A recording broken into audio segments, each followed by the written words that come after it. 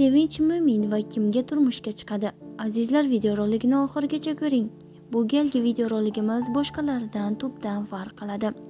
Xonanda Sevinch Mo'min va Mirsadiqova bilan bo'lgan intervyusida shaxsiy hayoti va turmushi haqidagi qarashlarini ochiq bayon qildi.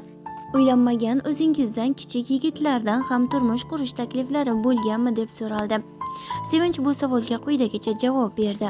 Ha, bunday taklif ko'p bo'lgan, lekin men avvalo insonning dunyoqarashiga qarayman. Yoshi men uchun unchalik muhim emas. Agar yosh bo'lsa ham dunyoqarashi keng, fikrlashi kattalarnikidek bo'lsa rozi bo'laman. Xarakterimiz va dunyoqarashimiz mos kelsa albatta xo'p deyman deydi.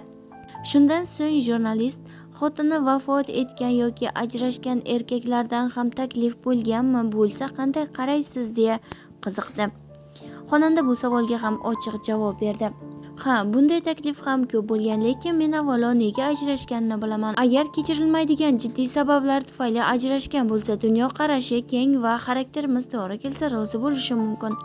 Ammo oddiy narsalar tufayli, hatto erkak tomonidan bo'lib ajrashilgan bo'lsa yo'q, chunki yaxshi erni hech qaysi ayol osonlikcha qo'yib yubormaydi deydi.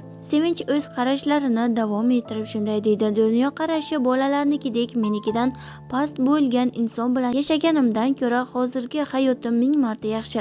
Men hozir juda baxtliman. Past xarakterli, tor fikrli inson bilan umr o'tkazib uni tarbiyalayman deb asablarimni yemayman.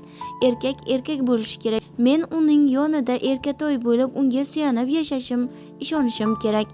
Suhbat davomida Sevinchdan ikkinchi ayollikka taklif ham ko'p bo'lsa kerak deb so'raldi. Xonanda bunga qat'iy javob berdi. Ha, bunday takliflar ham bo'lgan, lekin men ikkinchi ayol bo'lib yashash juda qiyin deb o'ylayman. Men bo'lisha olmayman, bo'lishkim ham kelmaydi.